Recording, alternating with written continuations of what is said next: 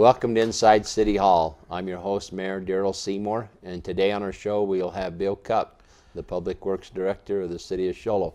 Welcome, Bill. Thank you, Mayor. Glad to have you here today. Did you have a good Memorial Day weekend? It was excellent. I worked too hard, though. You were on there. Well, but that's what it's all about, right? Sure, yeah. Make things happen. Have any barbecues or anything fun? No, I'm actually between barbecues right now. I've got a new one on order, so Okay. anxiously awaiting the delivery. Well, that's awesome. And we just want to take this moment and just tell our veterans thank you, and the people in this community, the support they have, and the people who decorate the cemetery and things. I think it's becoming of our community, and there's been a lot of selfless service in the years of our military and veterans that have done so much.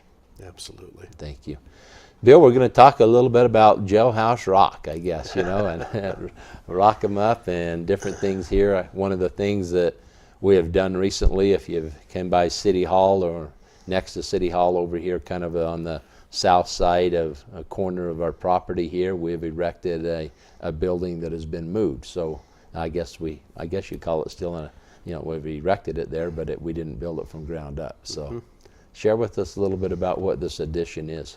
Well, the original building was constructed in 1935 at the request of a Sheriff Butler, of all names, in order to house inmates or prisoners closer to Show Low. Previous to that, there was a very similar building constructed in Pine Top. Basically, the only way to hold prisoners before that was either to be invited into the sheriff's home if you weren't too rough of a character, or they actually had a practice of just roping guys to a tree overnight. So it was a vast improvement, especially for the bad guys, I think. The original location of that was over off 12th Place, out in front of Shamrock. Right. And I think through some highway widening projects and things like that, the slopes and the grades from the road kind of obscured it, and it was really tough to spot. There is a historical marker there, but it's pretty difficult as you go by. You see the historic marker, but tough to see. I believe at the direction of our city council, we wanted to try to find something a little bit more appropriate and a little bit more public. So we thought about moving that building.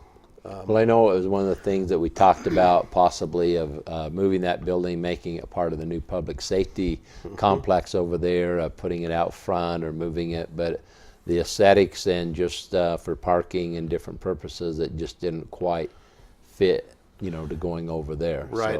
So, I think it had a little bit too big of a footprint to work with the site plan that they had for that for the new public safety building. So this was a great fit. It's just off of the parking lot here, the employee parking lot, but we also have the monument center down here, and I think it's going to make a great attraction, for a place to have it. And definitely a lot more people will be able to see it, the visibility. Now, is it going to be open where they can go inside it, or how are we going to show it? You know, there's a couple of windows and a pretty good size opening in the door. I think right now we're leaning towards keeping it locked up because it's very easy to look inside. It's a 12 by 15 building, so you can see most of the thing from the door. We'll see how that goes. We just want to make sure that we protect it as best we can. So the plan right now is to keep it locked up, but it's very visible. Okay, and people can see the one that this was duplicated after is up there in Lakeside. It's just right before you get to the theater, Woodland Road, on the right-hand side of the road. Right there, and you're able to see it. They've done a great job landscaping around it, and I think the setting for this is going to be a really nice setting for a lot of people to see it. I agree. We have the Veterans Memorial there, then we have this building, and we have a nice grassy area, so there's, it's a place where people can come and relax, and of course it's across the street from the public library as well. Right. So this building had stone cutters that actually made it out of sandstone and different things. Was it something, tell us a little bit about the history of that. These, the stones, they're actually hand-cut sandstone, and then they're stacked and grouted. The folks that constructed these jails were also in Springerville working on the high school building. And I don't know much about the high school building in Springerville, but those of us who are familiar, the building still should be standing because it'd take a lot of effort to get rid of it. It's very robust. We hired a building mover. We actually did a request for proposals to find someone that was capable of moving that. The folks that we did hire have a long resume of moving unreinforced masonry buildings. There are actually 2 very good building movers in the state of Arizona, and they do work all over the country. We did get a third proposal that was to deconstruct and reconstruct, but I think that would be a last resort. Maybe if it fell apart while we moved it, we might want to do that. But and if you come by in the next week or 2, they still have all the reinforcement and all of the temporary structural work that they did to hold that to make sure it stayed together during that move. Right. I think, what we have is a lot of pictures that we'll be showing, through this broadcast that kind of show some of the differences where at the site, where it came from, where it's at. What was that overall cost? You recall what it was to physically move the building from point A to point B? I wish I remembered that building, but I seem to recall $39,000. Okay. So it isn't inexpensive, to do, but they take a lot of responsibility, a lot of liability risk in moving it from one place to the other. Right, there's tremendous liability if the thing crumbles. And the other thing is, I was talking to the mover, and he said it's very heavy and it's very fragile. So that's a tough combination. I think they said it weighed about 30 tons. Wow. So it's a heavy building. Very heavy. And we had to pour a new foundation, and do we do a concrete floor foundation type thing here? Right. Currently, we have footers in place, and they're doing the form work for the stem walls, because they have to make the stem walls actually have to pour up under the existing building so it will support it. So they've got a plan in place. They've got about half the forms built.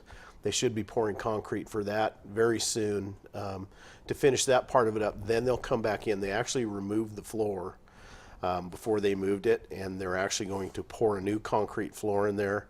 They're also going to install a roof support. There's a little bit of a sag in the concrete there. I suspect that sag probably happened during the form work because of the weight of the concrete, but there is a sag there, and just to be safe, we want to make sure it's supported. Great. Let's talk a little bit about some of the people that were around, or they had I guess a groundbreaking or a ceremony when this was completed. And I know you got some pictures here, some different things, names at the bottom of who was present at the time. Why don't you just kind of share some of these old people at the time who put some things together and was there?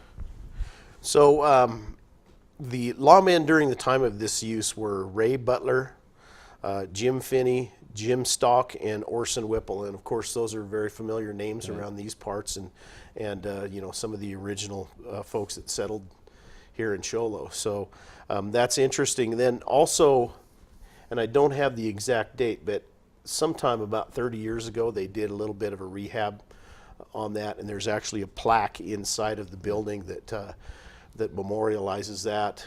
We are planning on another plaque, just maybe give a little bit more information to the public, so when they come and visit, they understand what it is. I'm sure we're going to have a lot of questions about that. No, that's neat. And I think it's part of preserving history of how you go back.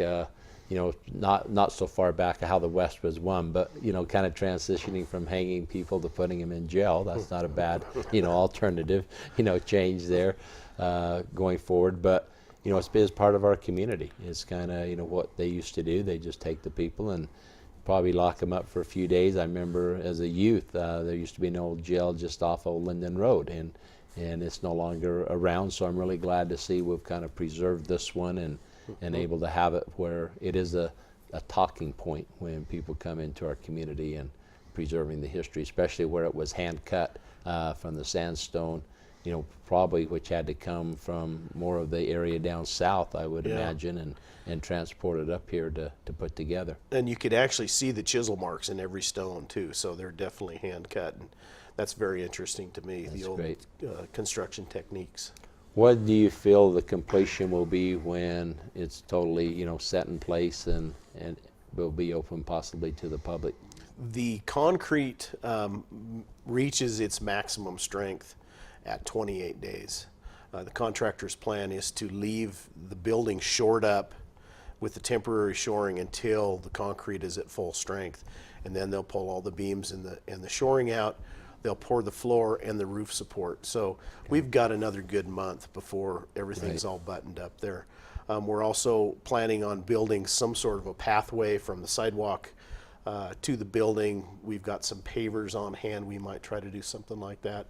Maybe some sort of fencing around it if we could find some fencing from the period to kind of enhance that.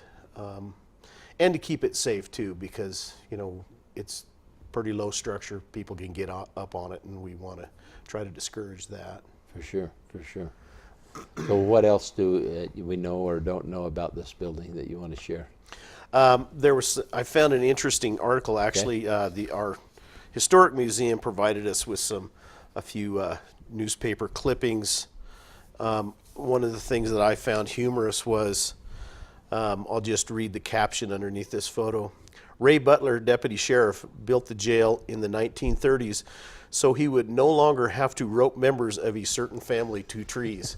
And I don't know who that family is, but I thought that was interesting that there was an outlaw bunch out here. So they did a rehab, and I can't find the dates on that rehab. So it's been, I think, something that our forefathers have found to be of historic value, judging from the fact that they've tried to restore that, and they did restore that in the past. So actually, while they were doing the excavations around the building, they did find a few extra pieces of stone that weren't used, that were buried out there. We have a plan. We want to try to work that into some sort of a feature. Maybe we'll attach a plaque to that or to those stones or something.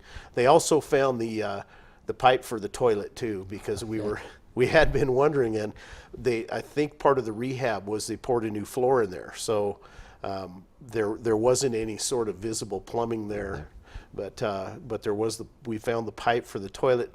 The other thing that was interesting was one of the bars were cut out of the windows, and the first thing I thought was, well, somebody was trying to break out of there, but it turns out that that's where a stovepipe used to go through. Okay. So they had a little wood stove in there to keep the guys comfortable.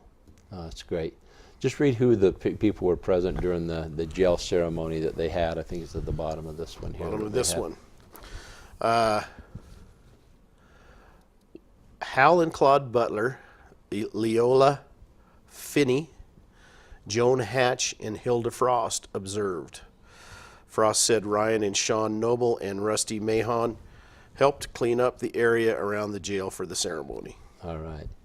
Yeah, it's just kind of neat. Those are some people who are definitely been respected in our community over the years, and we appreciate what our forefathers did to make this happen. And I think it's a great project that the city has done, and hopefully it will be something that will be recognized and accepted by the public, and they'll appreciate the efforts. We just want to thank you, the Public Works Department, you guys working on this and coordinating it and getting it together, and be another great feature that we've done. It's a labor of love, Mayor. All right. Well, thank you so much for being with us today, and everybody watching, just watch for the time when we're able to come out and have a dedication or a ceremony. It won't be a dedication, but a ceremony, hopefully, of opening up the new jail. So, we're not going to get a chief to use it, but I guess we could, once in a while maybe have a day where we put the city manager in jail and have a fundraiser to see if we could get him out or something. It might work well. As long as it's not the Public Works Director. Yeah, that sounds like a good idea. We could use that,